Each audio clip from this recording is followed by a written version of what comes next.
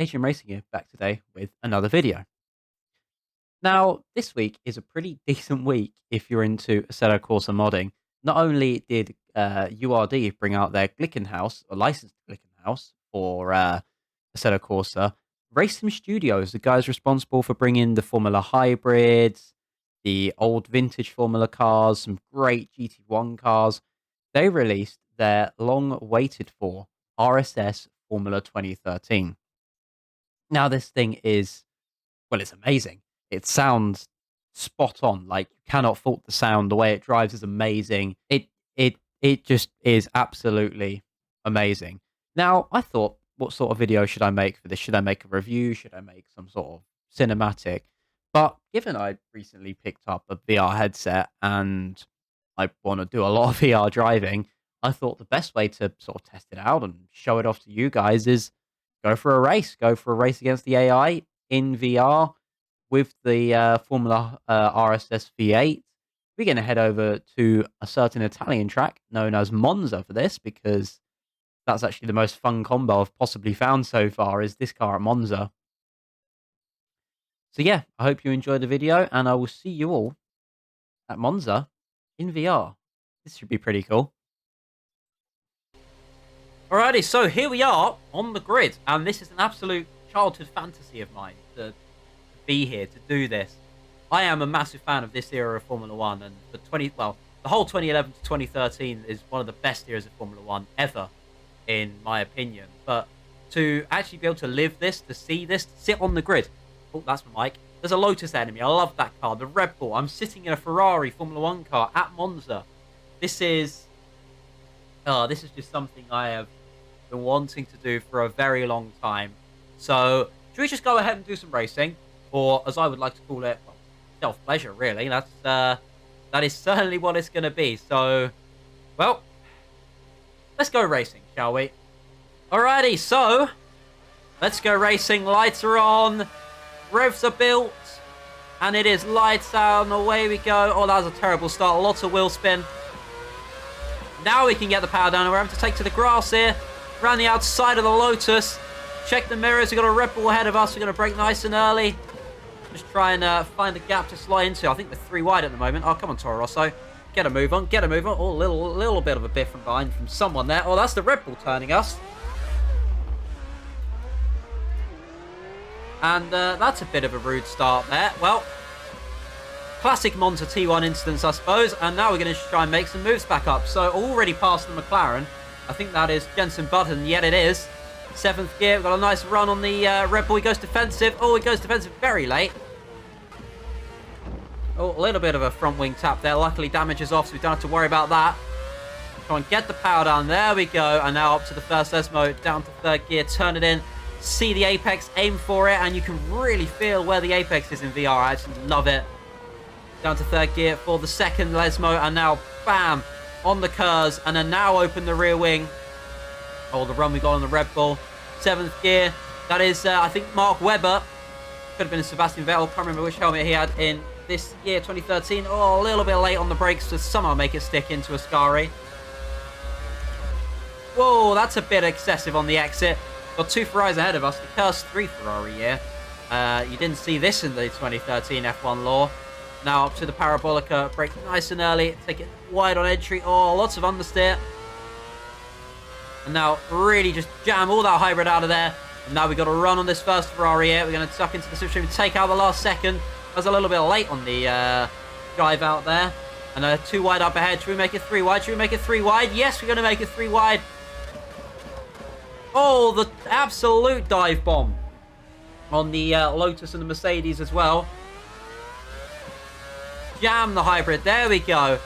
That's a couple of places gained, but wow. First of all, I'm here to talk about this car.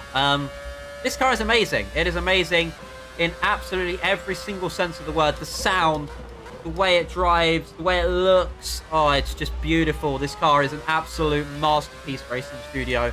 What you have done here is absolutely astonishing. As I said in the intro, this era for F1, this was my childhood. This is what made me fall in love with not just F1, but racing in general and cars. And without watching this on a Sunday afternoon with my dad, I wouldn't be here doing this right now, sitting in VR, going under the bridge at Ascari. Like, this is what made me fall in love with racing. And they have perfectly replicated the feeling of being in an F1 car. And in VR, it is just absolutely astonishing as we get past the Red Bull there. Already heading on to lap 3 as we head to Ascari for the second time. And I have not even begun to scratch the surface on how to push this car, how to drive this thing quickly. But you guess I'm going to be driving a lot of this car. If I'm ever bored, if I'm ever just stuck in my free time, I just load up this car. I load up a track. I load up somewhere like Monza or Silverstone, Nürburgring GP, all these great tracks. Turn the volume up and just listen and drive. But let's focus on this race, shall we? I think that is... Whoa! What that is a lot of wheel spin coming out of the first chicane. I think that's one of the Saubers. I think that might be Esteban Gutierrez next to us. We can literally just peer over. You can almost reach out and touch his car. The Red Bull is going to go defensive. No, he gives us the position. Is he still there? No, we make the move stick. Next up is a Mercedes. Which one is it going to be, though? Rosberg or Hamilton? Turn it in. Just, you get that feeling as you go into the darkness, into the shadows behind the trees there, and then as you come out into the sunlight, you feel warm. You feel warm in the seat. I'm not actually a Monza, but it certainly damn feels like it. The DRS, we've got the run. Who is it? Can't tell. I don't think all the helmets have been updated in the skin pack. Into Ascari. Tyres are a bit warmer this lap. Car feels a lot more willing to turn through there. Not as much understeer on exit as well, and we've made quite a big gap up already. We're going to save the curves to the back straight, I think. Oh, bang on the brakes, down to third gear for Ascari. That's better, that's better, that's better. On the throttle, nice and early. There you go. Just listen to that sound. We have deployed all the curves. There's 300 Ks. The Force India, I love that. I love that livery. DRS open. What's that up ahead? I can't tell from here. Is that another McLaren? It is, and we've got past it. Oh, I am so sorry, Lotus. La-di-da-di-da, you didn't see anything. And now we got a little bit of free air. So I'm going to shut up and let you enjoy this car because, oh boy, this car does sound good.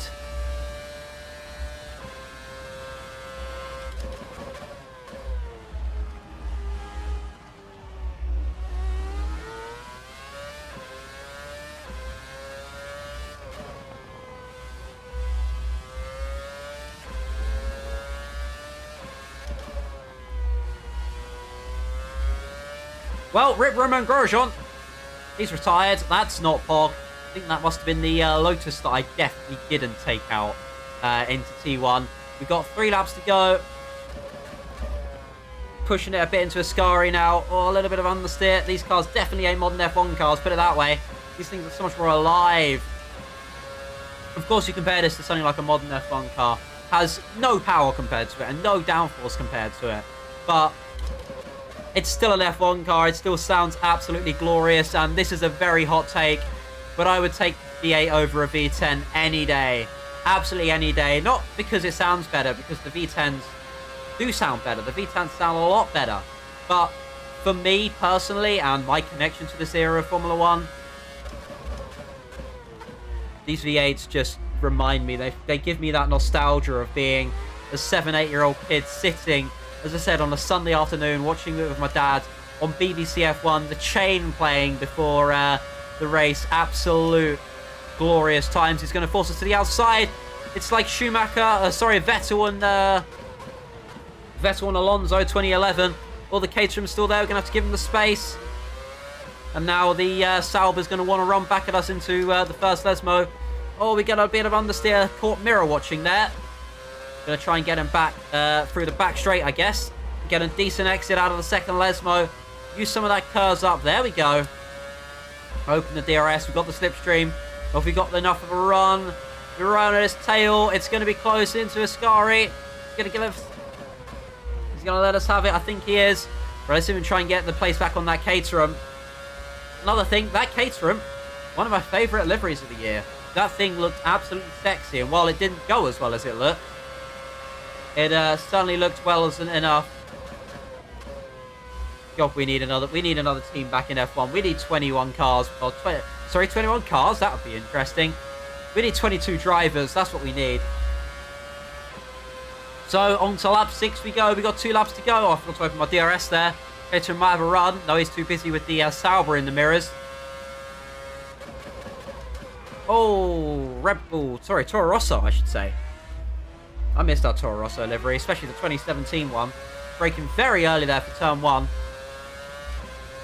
through the gears we go once again. 5th gear, 6th gear. Right in this issue, no DRS through here, but we get the run nonetheless. He's going to go to the left. We get past. Can we even slot in time? Oh, that's a bit late on the brakes. I had to take across the curb there. You saw absolutely nothing, guys. I did not take any corner cut to gain the advantage there.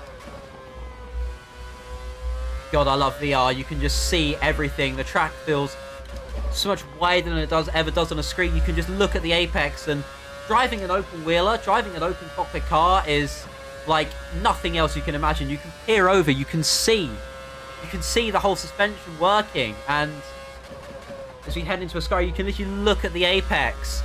You can see exactly where to place the car. You get none of that sense in a screen. And I think the Sauber's got past. No, he hasn't. He's still stuck behind the Toro Rosso in the mirrors. 2, 3 cars up ahead. Let's even try and chase them down on the last lap. But you really get a sense of how little you can see in a Formula 1 car. Like, the mirrors are useless. Leaders on the final lap. This is the final lap. Let's see what we can do here then, shall we? Up through the gears, 7th gear. Open the DRS. There's 310 Ks. Can we maybe hit 200 miles an hour? Not quite before braking. Oh, they're fighting up ahead. So McLaren, who's leading the race? Is that Force India leading the race? Go on. I should know if that was the legend, Paul di Resta. Absolutely, definitely underrated Formula 1 driver. We got a Caterham and McLaren and a Force India up ahead. Now, that would have been a podium back in 2013. Oh, the AI brake very early for the chicanes. It's actually kind of scary. Up with the gears we go once again. Oh, you can feel the wash of the dirty air behind the Caterham ahead of us. Come on, just a few more corners to go. Oh, he brakes very early there. He spins us round. Oh, no. Oh, that's a weird sensation. Come on. Ah, no. Come on, get it round, get it round, get it round. Absolutely taken out by the Caterham there. Oh, there's still positions to be had. Keep out of that Red Bull, hopefully. We've only got a few more corners to go. Tyres are going to be absolutely shot, but oh well. Oh, car is not liking the run through Ascari there. Come on, I think we're safe in the Red Bulls behind. But absolutely taken out there by Geert van der Garde. That's an interesting Caterham driver. Did he actually drive in 2013? I guess my knowledge of my favourite year of F1 is not quite up to scratch. And across the line we go. There we go. We finish in 9th place. We could have had a podium there. But it's not about where we finished. It's about the absolute just sim racing fantasy that was just now. And yeah, that was... Oh, the smile on my face says it all. Oh, so there we are. I had to take the headset off then. That was... sweaty is what that was, but wow. RSS, you have done an absolutely amazing job with this mod. I cannot fault this car whatsoever, and once a full skin pack releases, there's still a couple of cars missing, the Williams and the Manor, I believe. The Manor, that was a sexy livery. Why did all the back markers have the good liveries, man? But yeah, I hope you've enjoyed this video as much as I have enjoyed making this. If you can, and if you have a set of Corsa, yes, this is a paid mod. It is something like €3, and I would honestly pay €15 for this. Oh, this is up to the quality of Kunos. This is up to the quality of iRacing. So yeah, buy it. Go buy it. Just buy it and drive it. That's all you have to do. Like, take it anywhere where these cars would have raced, whether that's Spa, Silverstone, Monza. Hell, even somewhere like Donington or Nürburgring GP, all these tracks just need to be driven in this car. It is the absolute perfection of what sim racing content creators and mod creators, I should say, can achieve when they work together. And yeah, and doing it in VR is I don't want to go back to a single monitor now. That's just crazy. But all that's left me to say now is thank you very much for watching. Have a really awesome rest of your day. And yeah, Twitch in the description below, Discord in the description below as well. Come chat to me. I'm always open to hear your suggestions and ideas for future videos. Definitely going to be more content. 1 coming with this card, 2 coming in VR, and 3, well, both of them combined. So yeah, I'm rambling now. See you later, guys.